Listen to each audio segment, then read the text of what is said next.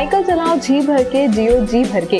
जी mart cycle paradise, Hero cycles के authorised dealer, 66 Fabbara चौक, उज्जैन। चोरी का नमक शक्कर की जगह सेक्रीन का इस्तेमाल। वक्त बदला तो हो गए भैया जी के पटिए उलाल। जिनिंग की जमीन पर प्रशासन हुआ लाल। और भी खबरें हैं, जानिए पूरे शहर का हाल न्यूज मालवा के साथ। आइए चलते हैं उज्जैन की आज की खास खबरों की ओर।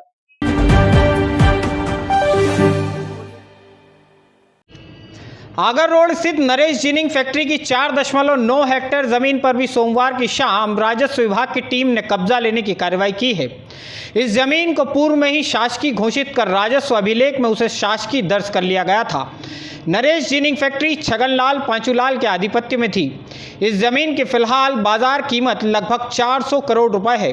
सोमवार शाम को एडीएम नरेंद्र सूर्यवंशी की अगुवाई में पहुंचे राजस्व अमले ने जमीन पर आधिपत्य लेकर यहां सरकारी बोर्ड गाड़ दिया है। नरेश जिनिंग फैक्ट्री को कारखाना संचालित करने के लिए रियासत काल में लीज पर दिया गया था। कारखाना बंद हो जाने के बाद भी यहाँ कब्जा बना हुआ था। देखिए, जो आज हम जिस ज़मीन पर खड़े हैं वो भूमि तत्कालीन समय में काफ़ी पूर्व के वर्षों में शासन द्वारा छगनलाल पांचूलाल इत्यादि को ताकामी पट्टे के रूप में जिनिंग और प्रेसिंग फैक्ट्री निर्माण के लिए दी गई थी। उसके बाद में ये फैक्ट्री का उद्देश्य समाप्त हो गया और फैक्ट्री बंद हो चुकी थी। उसके बाद न्यायालय अपर कलेक्टर में और अन्य न्यायालयों में केस चले थे और केस चल के न्यायालय अपर कलेक्टर ने इसमें इसे शासकीय घोषित किया है और उसका कब्जा लिया जा चुका था।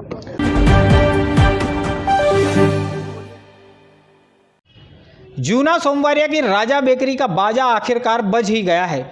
सोमवार की दोपहर नगर निगम, राजस्व और पुलिस की संयुक्त टीम ने राजा बेकरी की बिल्डिंग को नए टोस्ट और ब्रेड बनाने के लायक नहीं छोड़ा। यह वही बेकरी है जहां से कुछ दिन पहले सरकारी नमक की बोरियां मिली थी। बेकरी से खाद्य सुरक्षा विभाग के अधिकारियों ने जो सैंपल लिए थे उनमें से अधिकांश लैब जांच में फेल पाए गए हैं।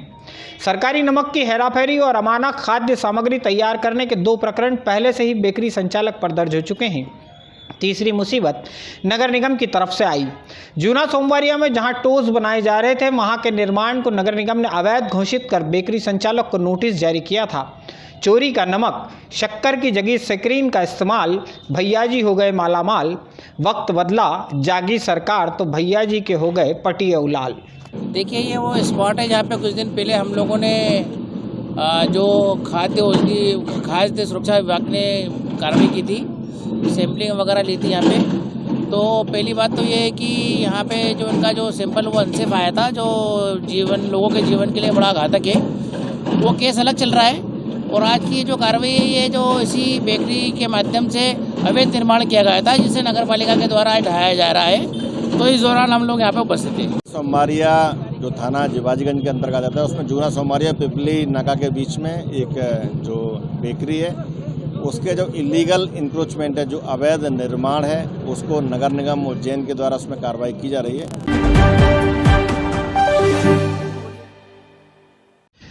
कानीपुरा की महाडिक कॉलोनी काटकर ठगी किए जाने के मामले में चिमनगंज मंडी थाने में अपराध दर्ज हो जाने के बाद ठगों का शिकार हुई महिला को राहत मिली है।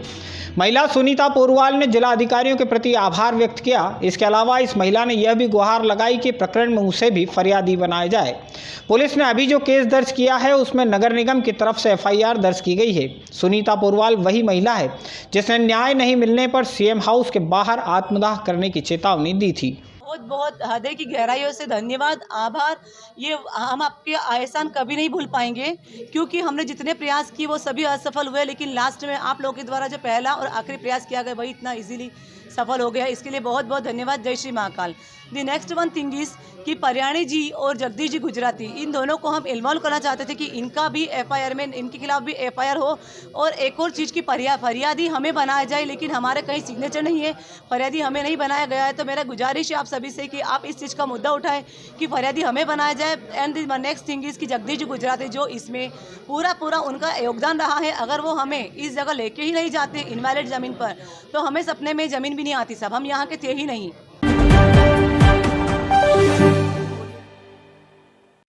शहर के जिवाजीगंज थाने में एक अजीब ही तरह का मामला दर्ज हुआ है। एक महिला ने अपने ही पति के खिलाफ थाने में यौन प्रताड़नाएं देने का आरोप लगाया है। कामदारपुरा में रहने वाले वसीम की 1.5 महीने पहले ही शादी हुई थी। जावरा में उसका ससुराल है। वसीम की पत्नी जब उसकी प्रताड़नाओं से बहुत ज़्यादा तंग हो गई तब उसने अपने परिवार के लोगों को उज्जैन बुलाया और वसीम के खिलाफ थाने में FIR दर्ज कराई। वासना की भूख में वसीम को यह भी भान नहीं रहा कि वह अपनी जीवन संगिनी के साथ ही जानवरों जैसी हरकत कर रहा है। फिलहाल वसीम फरार है।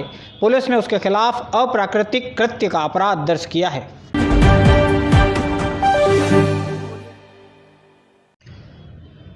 माकड़ौन थाना क्षेत्र के ढाबला हरदू गांव में मां बेटी के साथ उन्हीं के एक रिश्तेदार और उसके साथ पहुंची महिलाओं ने बुरी तरह मारपीट की है। ढाबला हरदू में रहने वाले प्रभुलाल का आरोप है कि उसी के साले ने बहन और भांजी को डंडों से बुरी तरह पीटा और इसके बाद घर में रखी करीब 1 किलो चांदी की रकम और मंगलसूत्र छीन कर ले गए। परिवार के लोग इस मामले में माकड़ौन थाने पर शिकायत करने पहुंचे, लेकिन वहां उनकी फरियाद नहीं सुनी गई। प्रभुलाल सोमवार को बेटी और परिवार के लोगों के साथ SP कार्यालय पहुंचे और आरोपियों के खिलाफ सख्त कार्रवाई की मांग की। क्या हुआ तेरे साथ और किसने मारा पीटी करी? मेरे मामा ने हमारे घर से 1 किलो रकम उठा के और मंगलसूत्र उठा के हमको मारा भी बहुत। और कमल और ये तारा भाई और है ना बेसुनी वाली है मुन्ना भाई, इन्होंने मिल के मारा रात को और मेरा हाथ भी टूट गया। और पापा नहीं थे यहाँ पे और मम्मी थी बस, और उन सबको मारा। हमारे दीदी को भी मारा, सबको। थाने में रिपोर्ट करी? थाने में गए थे पर सुनवाई नहीं हुई, वहाँ पे भगा दिया वहाँ से। क्या बोला? कि जाओ अब सुबह आना 10 बजे। कहाँ पर लगी बेटा तुम्हें? हाथ में। हाथ टूट गया मेरा। किन किन लोगों ने मारा तेरे को? एक तो कमल और एक तारा भाई ने और एक मुन्ना भाई ने।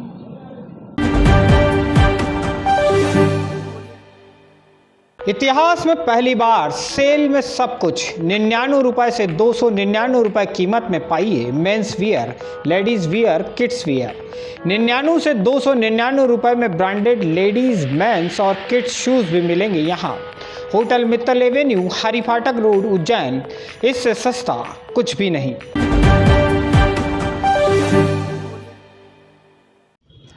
महिला थाने में पदस्थ एक आरक्षक भगवान सिंह को SP सत्येंद्र कुमार सिंह ने लाइन अटैच कर दिया है। इस आरक्षक के खिलाफ ढाबला रेवारी गांव में रहने वाले एक शख्स ने रिश्वत मांगे जाने की शिकायत की थी।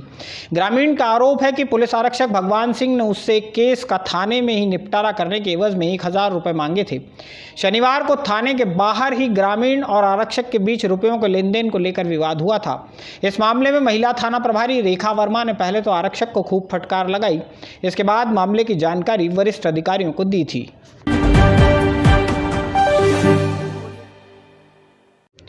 नागझिरी थाने में पदस्थ एक पुलिस आरक्षक की रविवार रात हार्ट अटैक से मौत हो गई है। आरक्षक कमल सिंह चौहान रविवार देर रात तक ड्यूटी करने के बाद महालक्ष्मी नगर स्थित घर पहुंचे थे। यहां उन्हें सीने में तेज दर्द हुआ। परिवार के लोग उन्हें लेकर एक निजी अस्पताल में पहुंचे, जहां उपचार के दौरान उनकी मौत हो गई। नागझिरी थाने में पदस्थी से पहले आरक्षक कमल चौहान कई वर्षों तक पुलिस के लिए सूचना संकलन का काम करते रहे थे।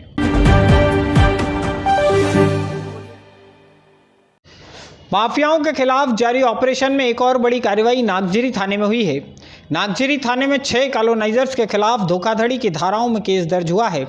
आरोपी पुनीत जैन, अजय साहू, जितेंद्र यादव, राजेश चौहान, सुनील कमोरा और विजय रायपुरियाक ने देवास रोड स्थित हामूखेड़ी में वनस हिल्स के नाम से कॉलोनी काटकर लोगों को प्लाट बेच दिए थे। न तो कॉलोनी की किसी तरह की परमिशन ली गई और न ही खरीदने वालों को उनके प्लाट पर आधिपत्य दिया जा सका। वनस हिल्स काटने वाले लोगों के खिलाफ अंबेडकर नगर में रहने वाले जितेंद्र निकुंभ सहित 10 लोगों ने पुलिस को शिकायत की थी।